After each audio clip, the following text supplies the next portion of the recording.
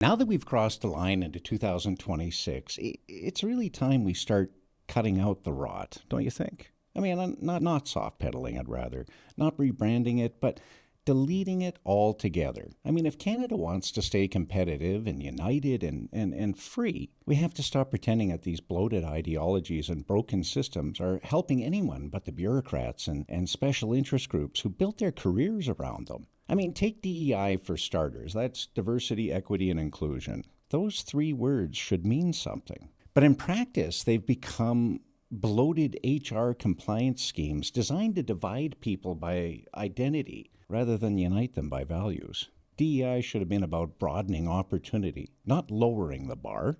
Now, we can fix this by returning to merit-based hiring and promotion while removing the tokenism and race-based checklists that strip dignity from those they claim to help. I mean, excellence should be the common denominator, shouldn't it? I mean, when we recognize people for what they bring to the table, not the box they check, we enforce a culture of achievement that benefits everyone, regardless of their background.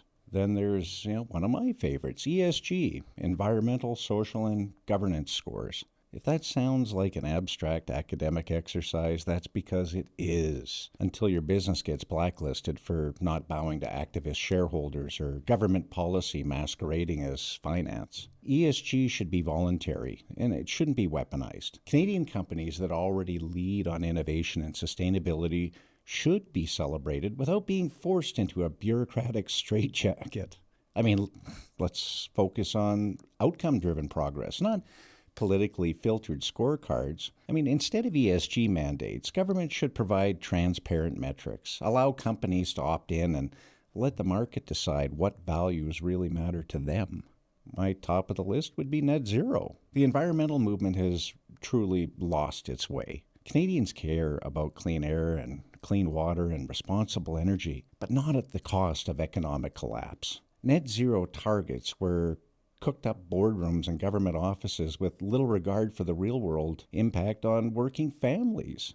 And I mean, here's how we fix it. Energy policy that balances emission goals and affordability, reliability, and national energy independence. I mean, invest in cleaner tech, sure, yes. But let's stop penalizing the industries that keep our economy moving while we get there. I mean, Canada's natural resource sector, especially in Alberta and Saskatchewan, can be a partner in the transition, not a target. It's time we brought pragmatism back to the environmental policy and stopped importing the energy hypocrisy of countries that rely on Canadian resources while plain out condemning our methods.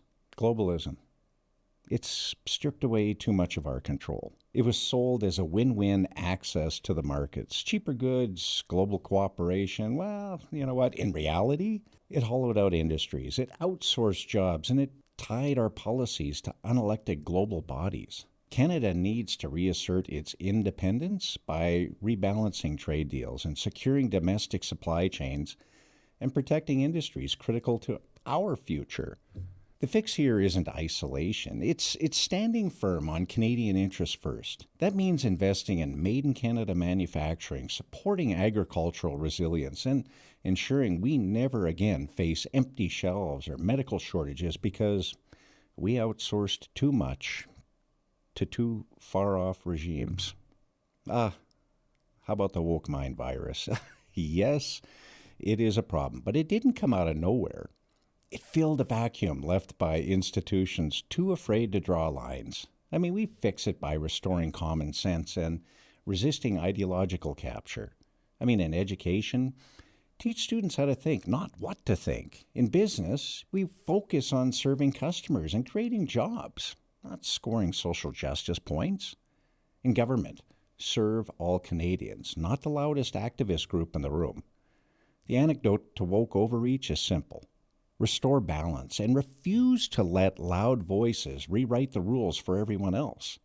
And that includes resisting the redefinition of language, the erasure of biology, and the revisionist history that turns achievement into oppression. Cancel culture. It thrives on cowardice. The answer isn't to be more careful, it's to be more courageous. Canadians need to stand up for the right to speak, question, and even offend without fear of losing their jobs or reputations. We fix this by creating zero-tolerance environments for your digital mob rule in our institutions. Employers, school boards, political leaders need to stop rewarding outrage and start defending principle. Mistakes should be teachable moments, not career-ending scandals. We need to draw the line between disagreement and destruction, and we need to do it now. How about government overreach?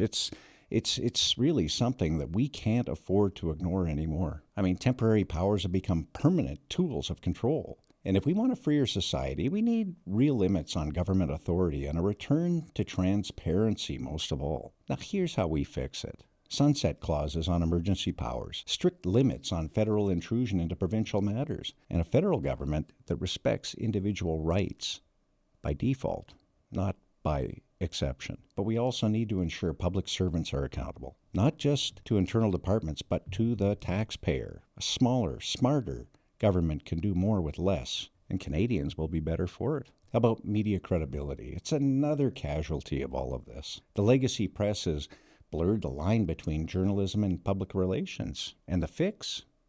Defund state media. Level the playing field so independent journalists and smaller outlets have a fighting chance. Let Canadians decide what's credible. But most of all, stop funneling tax dollars into legacy institutions that act more like political operatives than watchdogs. But we also need to promote media literacy, and that starts in schools, so that citizens know how to question headlines, check facts, and think for themselves. Freedom of the press should never mean freedom from accountability.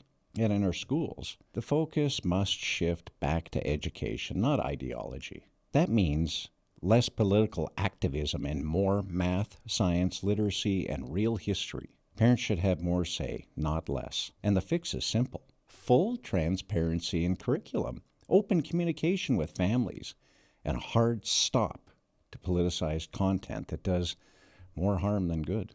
Education should be about equipping the next generation to build, lead, and contribute to this society, not indoctrinating them into a worldview. Let's raise, thinkers, not followers. The broader bureaucracy problem is one of scale and accountability. I mean, Ottawa's size and spending are totally unsustainable. Entrepreneurs, homeowners, and everyday citizens are forced to navigate a maze of regulation that just slows everything down. Now the fix: cut red tape, cap the growth of federal agencies, and force departments to justify their existence with outcomes, not intentions. Streamline approval processes so that getting things built in Canada doesn't take a decade.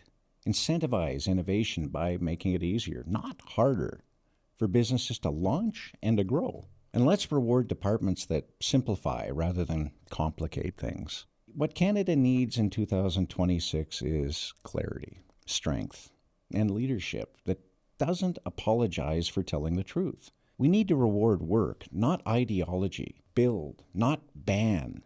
Speak freely, not carefully. We need to stop importing ideas that don't work here and start exporting the ones that do. We have the resources, the people, and the tools. We need to just stop getting in our own damn way.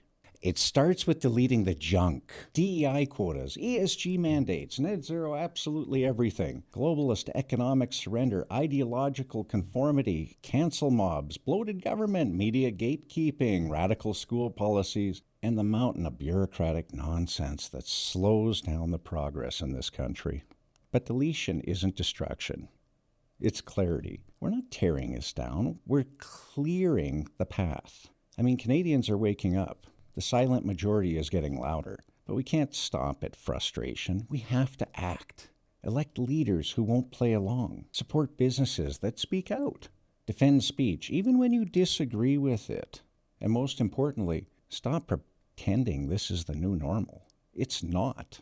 But we still have time to fix it. Let's make 2026 the year Canada remembers what made it great and clear out everything trying to tear it down, so we can start building this country again.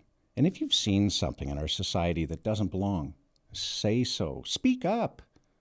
Comment on it here. Send it in. Add your voice to the growing movement of Canadians who've had enough, because the list of what needs to be deleted isn't final. and your input might be exactly what wakes someone else up.